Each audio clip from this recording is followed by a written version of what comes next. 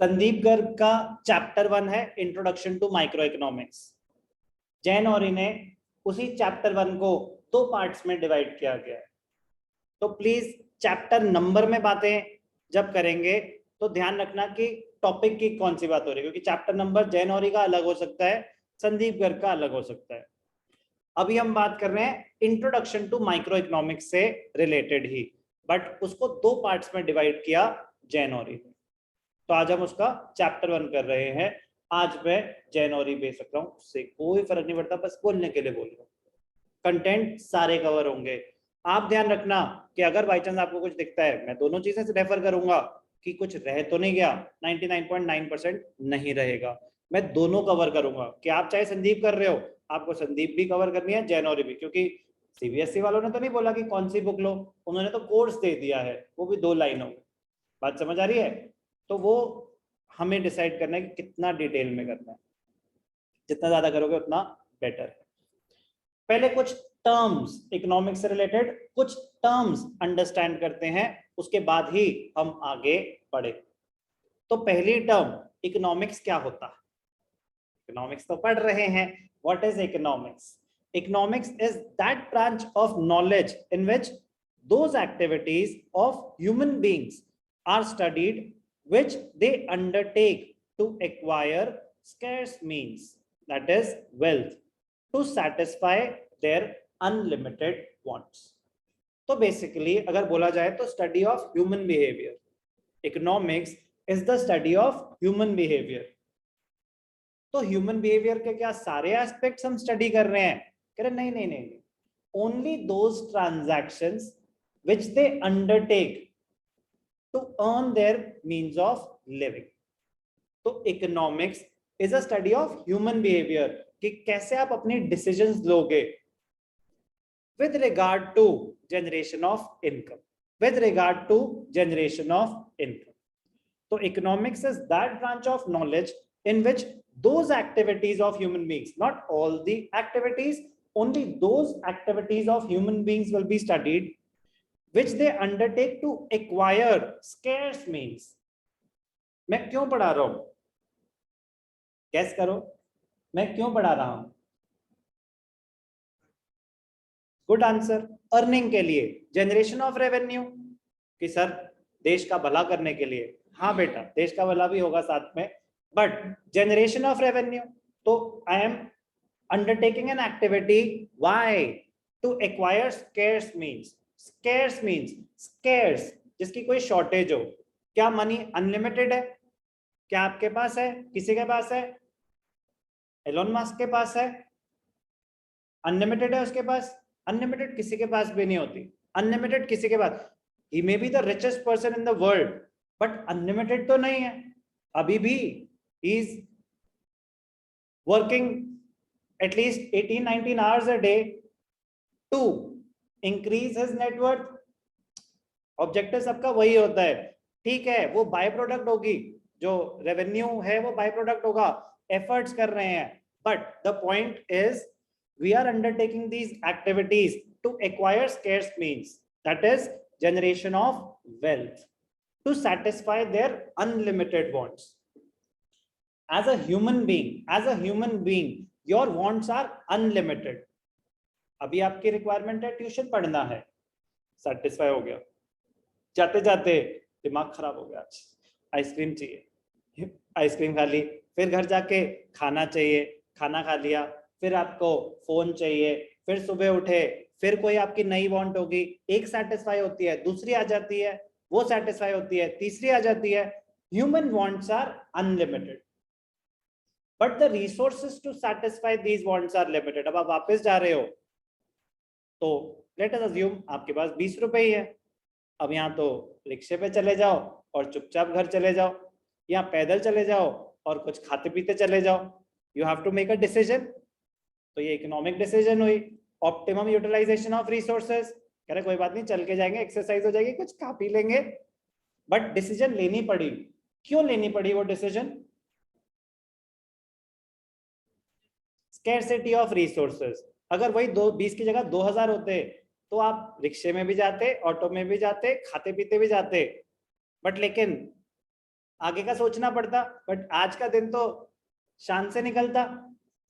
फिर मॉल में घुसते तो, लेकिन अब मॉल में वो 2000 रुपए कम से लगने लगेंगे कि खाना खा लो या शॉपिंग कर लो या मूवी देख लो, तीनों तो नहीं हो सकते। अगेन डिसीजन मेकिंग आ गई। व्हाई? Scarcity of resources. वही 2000 की जगह 20,000 होते तो और बढ़ जाता, लेकिन अब आप किसी और शोरूम में घुस गए, अरमानी या गुच्ची के, तो फिर स्कैरसिटी ऑफ रिसोर्सेज पता चली, फिर वो 2 लाख होते। तो क्या कभी ये कोई, this is never ending, this is never ending. जब आपके पास 2000 होंगे तो आप कहीं और जाओगे, 20,000 होंगे तो कहीं और जाओगे, कम वो हमेशा लगेंगे आपको, कम वो हमेशा लगे, क्योंकि आपके वांट्स चेंज हो चुके होंगे। बात समझ आ रही है? तो डिसीजन मेकिंग लेकिन रहेगी।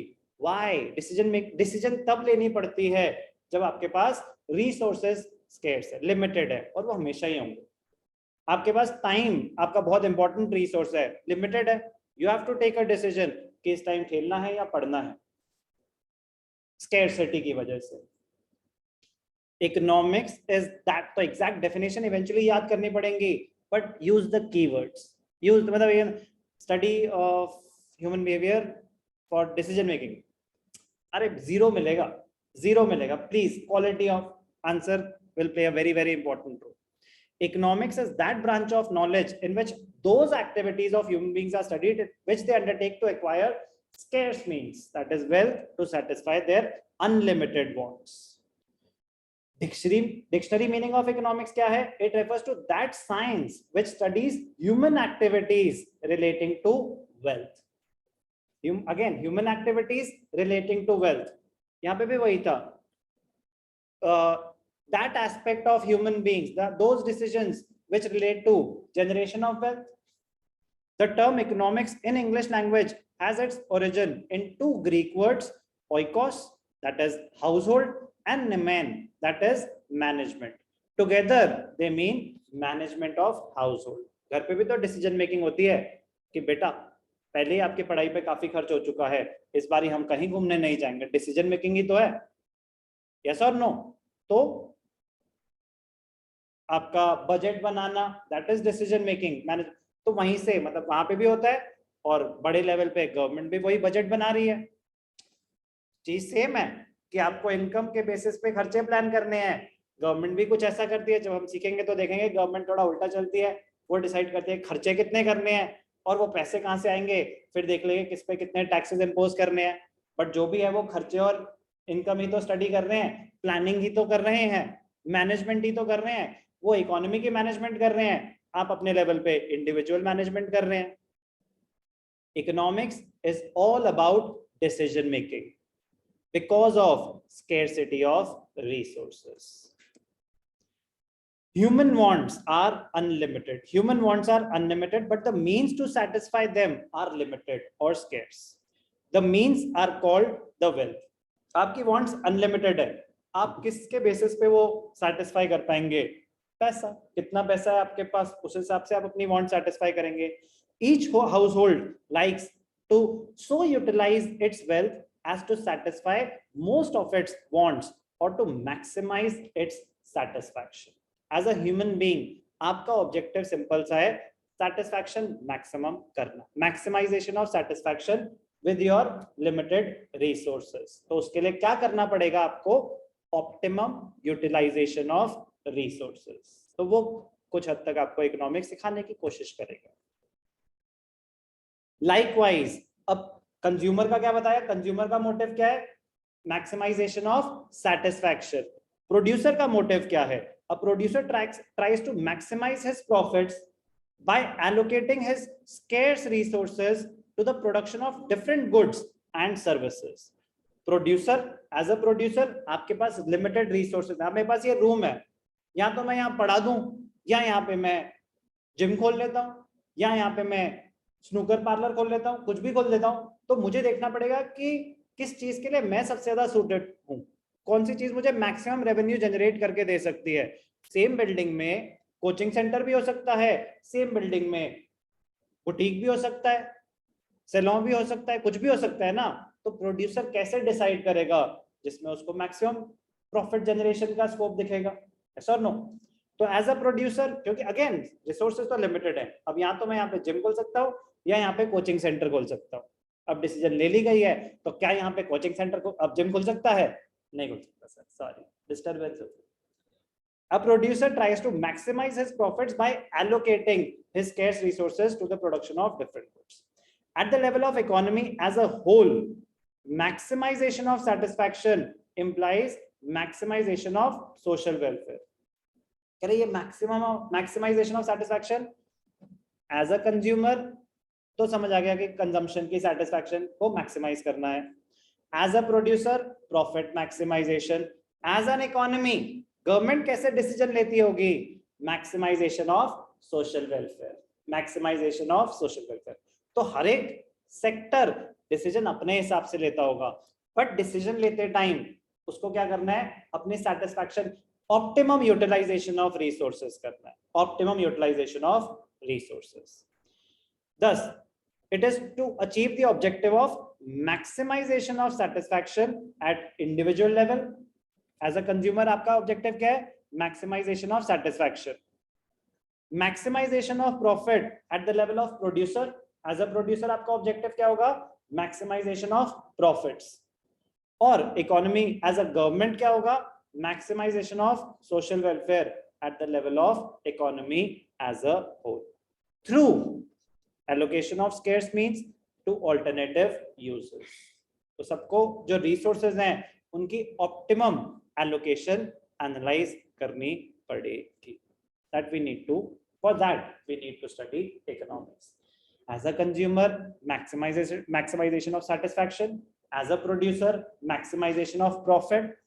As an economy, मतलब economy as a whole, maximization of social welfare. But सबके लिए क्या होगा? ऑप्टिमम यूटिलाइजेशन ऑफ रिसोर्सेज, वो हमें सिखाएगा इकोनॉमिक्स. तो क्या सर इसके बाद हमारे ऑप्टिमम यूटिलाइजेशन ऑफ रिसोर्सेज होगी? बिल्कुल भी नहीं.